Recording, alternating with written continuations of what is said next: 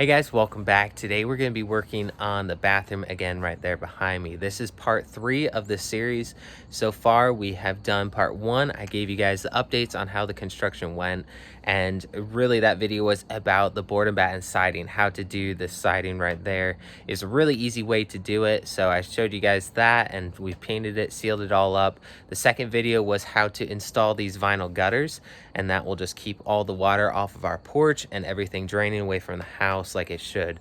So now that the outside is all sealed up, we're going to be moving inside, and I'm going to be showing you guys how to run the wires and get ready with all the electrical boxes set up, ready to go for the next step.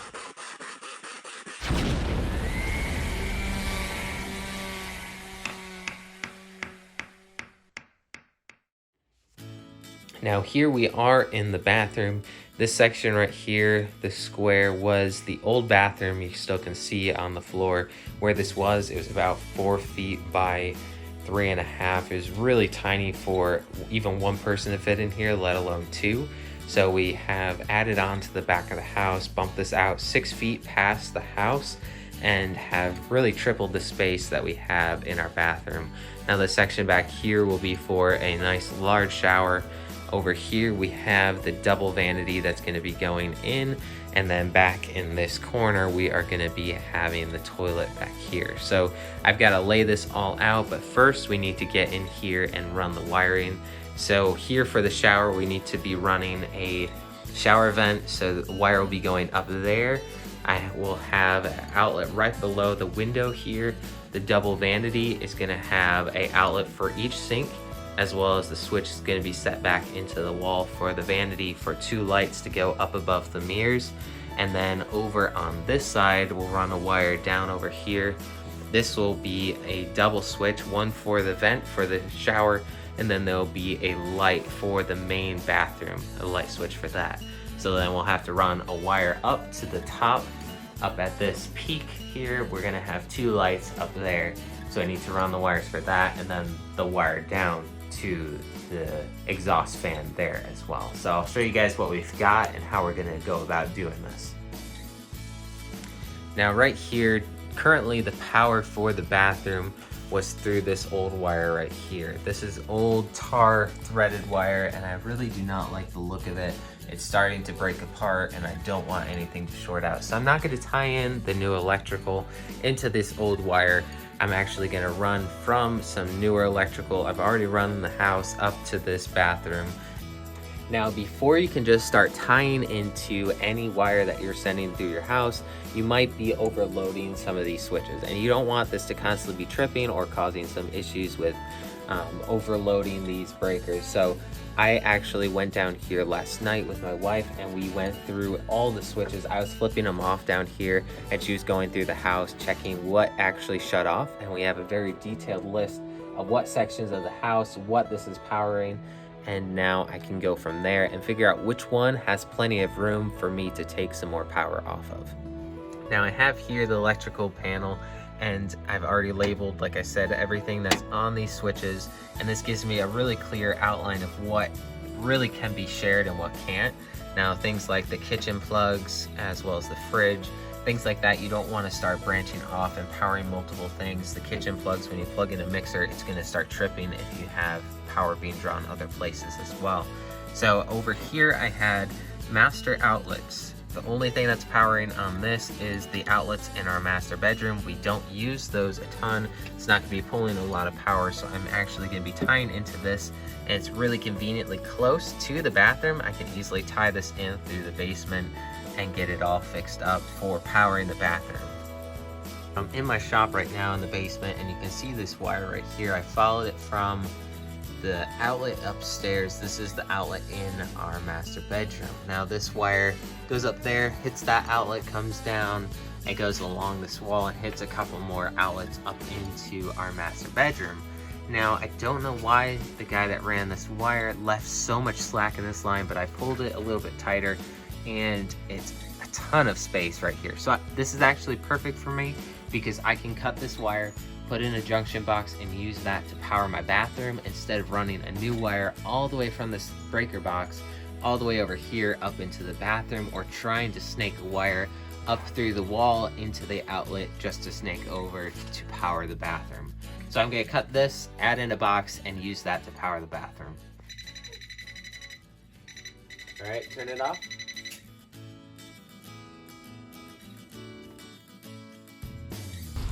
Now, I really would suggest before you get started on a project like this, do your research, try to figure out as much as you can about the process, how you're going to do it, and really develop a plan and stay safe.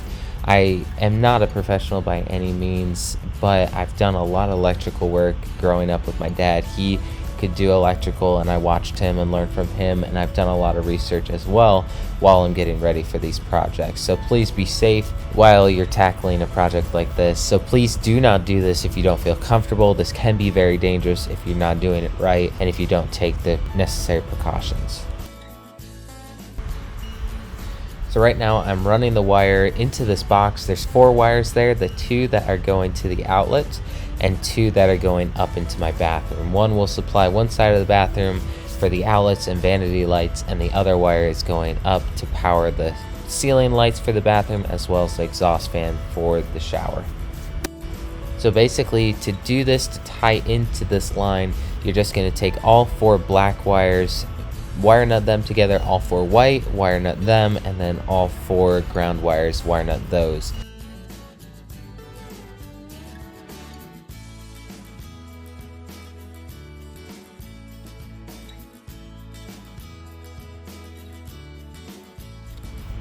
Now, to run the wires through the wall and up through the floor, I'm using a 1/2-inch paddle bit. This will give me enough clearance to run 2 wires side by side if I need to, and I'll be able to go right through the 2x4s as well as the floor joists without causing too much damage to the structure of the building. Now for the boxes, when you're installing these are going to be for the switches, so you really want to look around your house. You can actually get used to the height of a switch, and it will throw you off if your switches are at different heights. So check out what the other boxes look like in your house, where the switches fall, and try to do that. Now, same thing goes for the outlet box. I'm installing this right at the same height as all my other outlets in the house. That will keep everything uniform, and it will just flow smoothly with the rest of the house.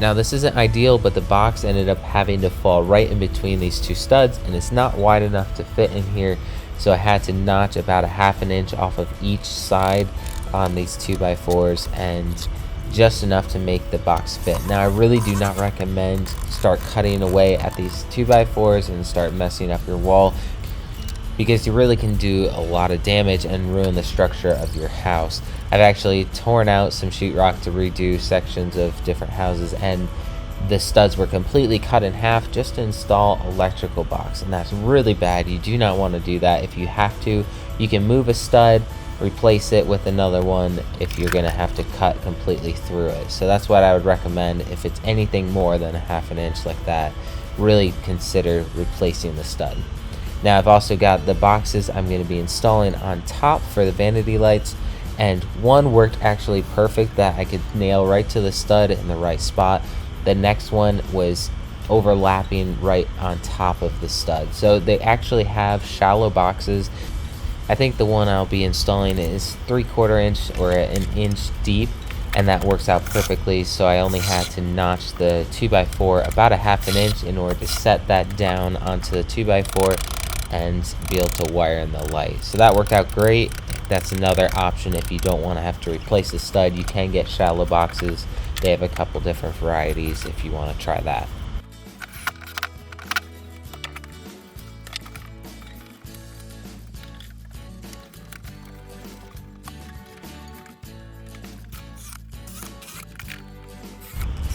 Now, another thing to keep in mind when you're running these wires, you want to leave a good amount of wire hanging out of the box. This way, if you ever have to come back and rework the wiring, change out the outlets, the switches, you have enough wire to pull it outside of the box and work on it, and then you have any room that you need to trim off and get a fresh set of wires to wire up a new outlet.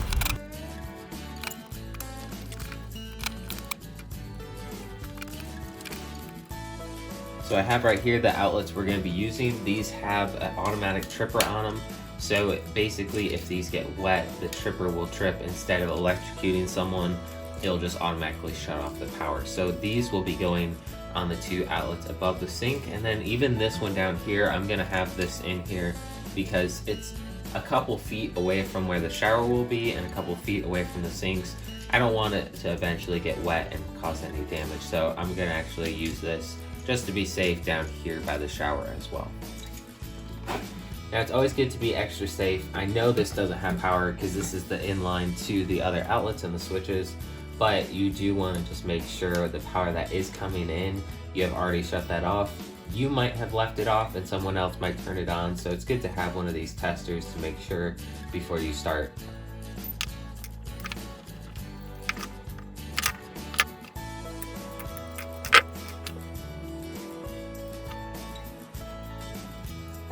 So now I have a couple pigtails here. I'll show you why I need those, but they're basically just extensions to tie these 2 wires together.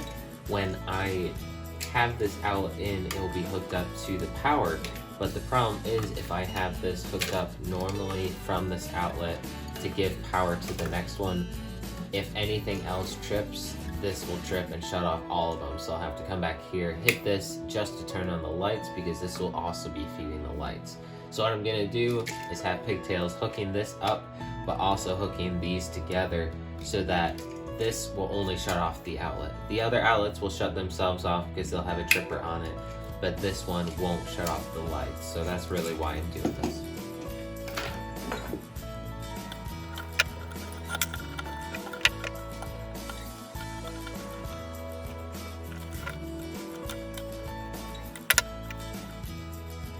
Now, even with the ground wire, you want to add a wire nut onto it, not because you can get electrocuted. If you don't, it's not for the insulation, it's actually to protect the other wires. Leaving this bunch of wires exposed, this is really sharp and can cut through the insulation. And the last guy that did work in this house, one of the outlet boxes actually was cutting into the power. So that's charging the ground wire and one of the switches in the basement. Every once in a while, if you touched it just right, the box itself would shock you. So this really is important to keep every sharp edge from these wires covered, even if it needs insulation or not.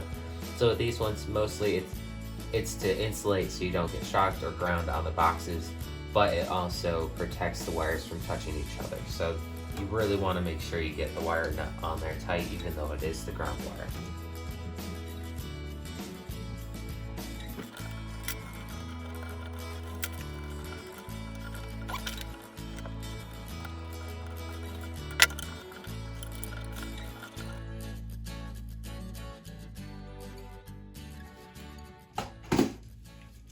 Now to hook this up, you would want to look at the other outlets in your house. Depending on who installed the electrical, the outlets can be either right side up. This is the right way to put it. Most of, I guess all of the outlets that are in my house are installed this way. It's not really a wrong way to do it, but you'll want to follow the rest of the ones in your house so it doesn't look odd to have some upside down and some right side up. But basically the reason for that was this is the ground wire right here. Hot is always the small one, so it's hardest to get something inserted in there and get electrocuted. And then this one would be the white wire. Now the reason for it to be right side up this way is for the ground wire to be protecting the other 2 wires from getting hit. So if something slid behind what you have plugged in, if it slid behind, it won't short out up against the hot wire because the ground wire actually stops it before it gets there. So that's not really a very likely scenario, but that's the purpose of that.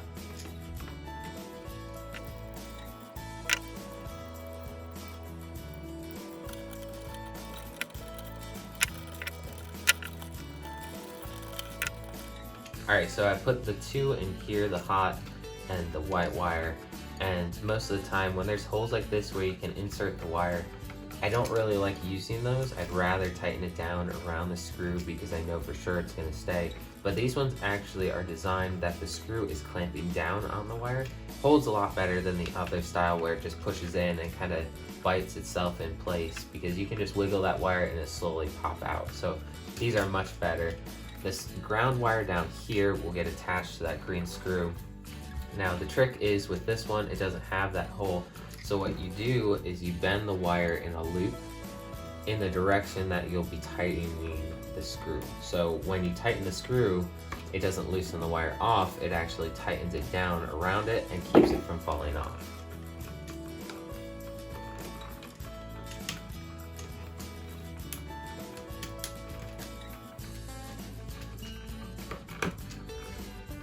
Just like that, you can see the loop is going around clockwise around the screw, so that when you tighten this down, it pulls the wire tighter onto the screw instead of pushing it off.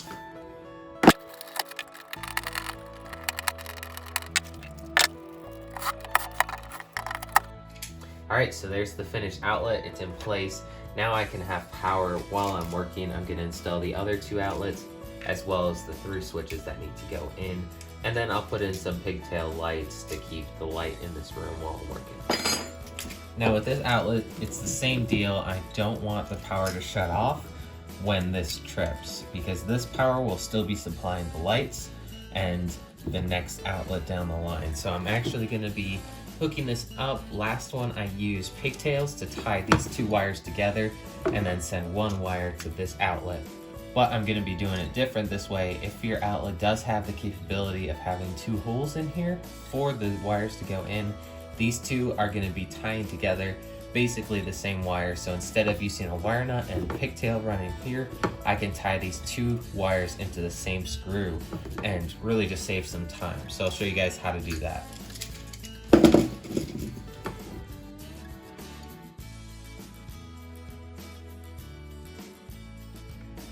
Now, this is really important with these GFCI outlets. They have a very specific way the wires need to come in. Now, I already mentioned the black wires go on the small terminal and the white ones go on the large one. You could also go by black goes on brass and white goes on silver screws. Now, this is important. You want to make sure you read the instructions on the specific outlet. This may change from manufacturers, but on this one, it says line is on this side and load is on the other side. You need to have the wire that's supplying this outlet on the line side, or else this will not work at all. The reset button won't go back in, it just won't work. Now this side is for if you're going to be feeding other outlets with the power from this outlet, and that would be the power going out. I chose to wire it where the power leaving the outlet doesn't even go through here. I have them connected up at this screw, so it automatically is giving power to the lights and the other outlets, because I don't want this to trip and shut off all the other outlets and the lights.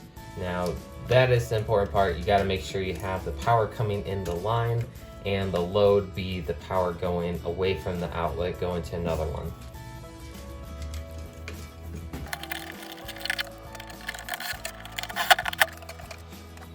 Alright, so we have the power line coming in right here. This will be supplying both the outlet and the switch for the lights above the vanity. So I'm going to be connecting this power to both outlet and switch, and I need to make it so that the outlet doesn't shut off the lights if it trips.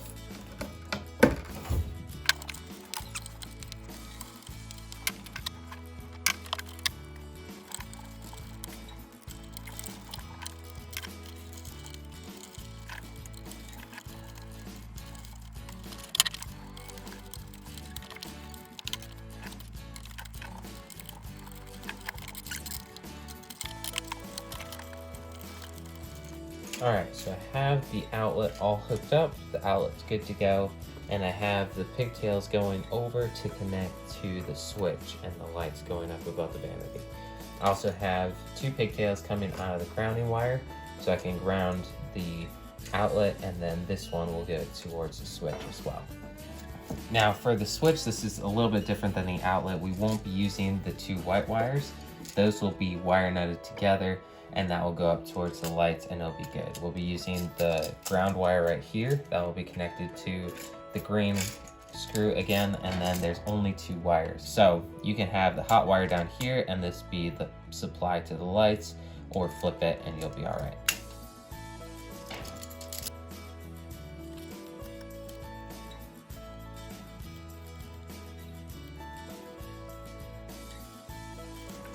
Now the white wires, just wiring up those 2 together and then it'll be all ready.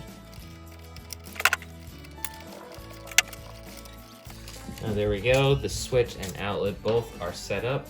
I need to just fit all the wires back into the box now.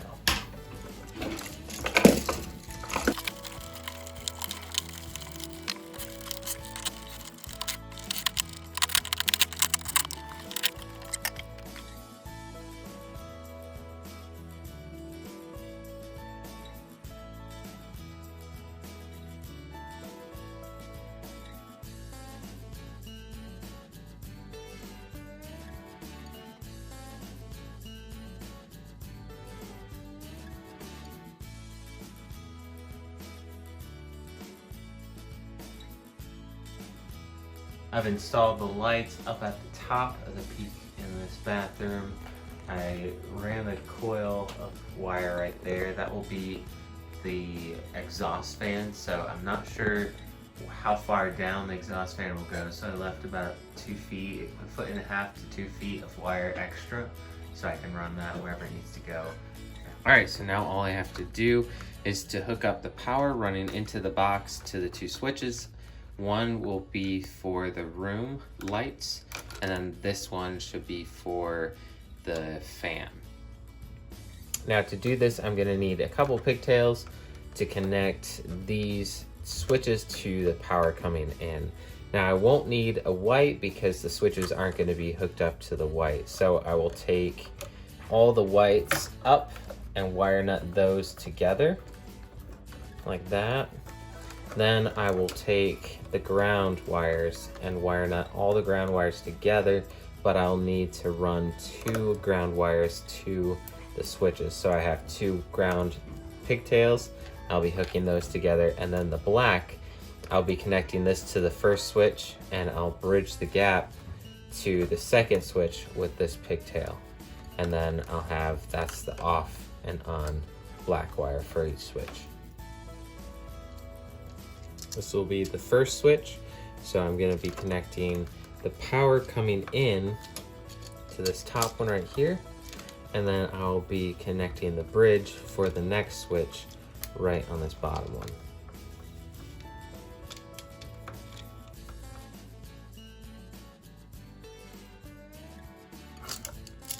Alright, and then I'll take the second switch, make sure it's flipping the right way, and I'll be connecting this with the bridge on the top screw.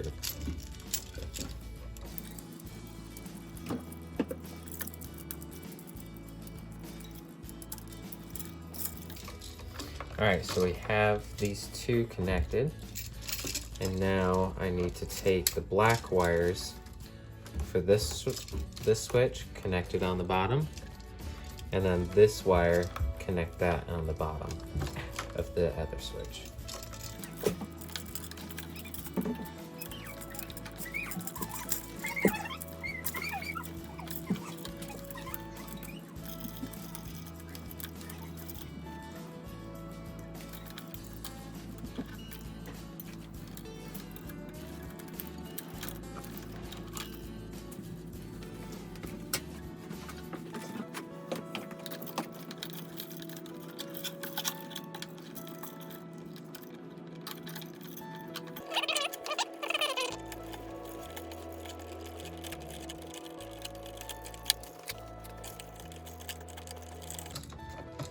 Alright, so there's the 2 switches hooked up. Now all that needs to be done, let's see, those are supposed to actually go that way. Now all that needs to be done is hooking up these white wires.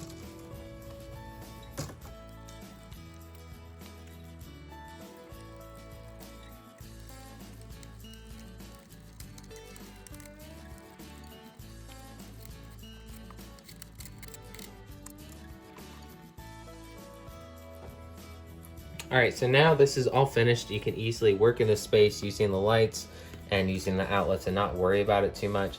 If you do want to put the covers on, it's kind of just a preference. You can just be careful around them. These easily break. They're hanging out past the boxes. If you hit it with a board or something, they're gonna snap. So just keep that in mind. If you put those on, you'll have to take it back off to do the sheetrock and spackling and painting. But for this step now, I can put these on and finish up this step for now.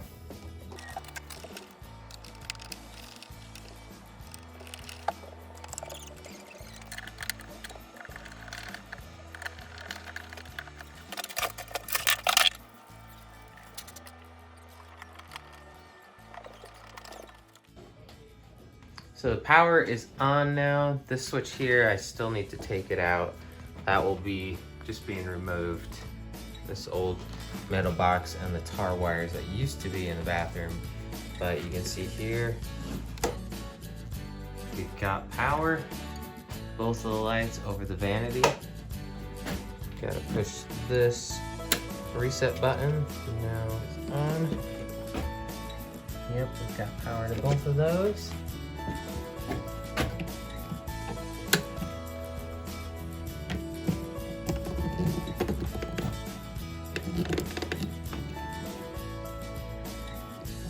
Yep, power to both of those.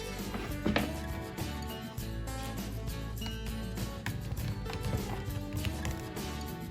we go, power. And then we have over here the switch for the lights. So both of the lights up there on the ceiling are wired in, ready to go.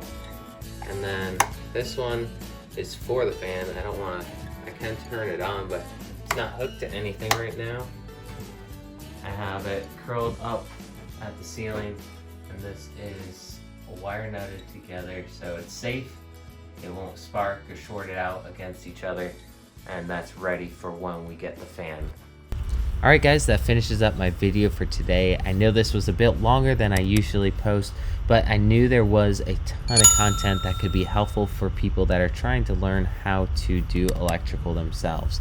So I hope you guys found this helpful and enjoyed this video. If you did, hit that like button down below, or you could leave a comment in the comment section letting me know that this was helpful. Also, if you have not subscribed already, go ahead and do that. I upload a new video each week. So guys, thanks for watching, and I'll see you guys in the next one.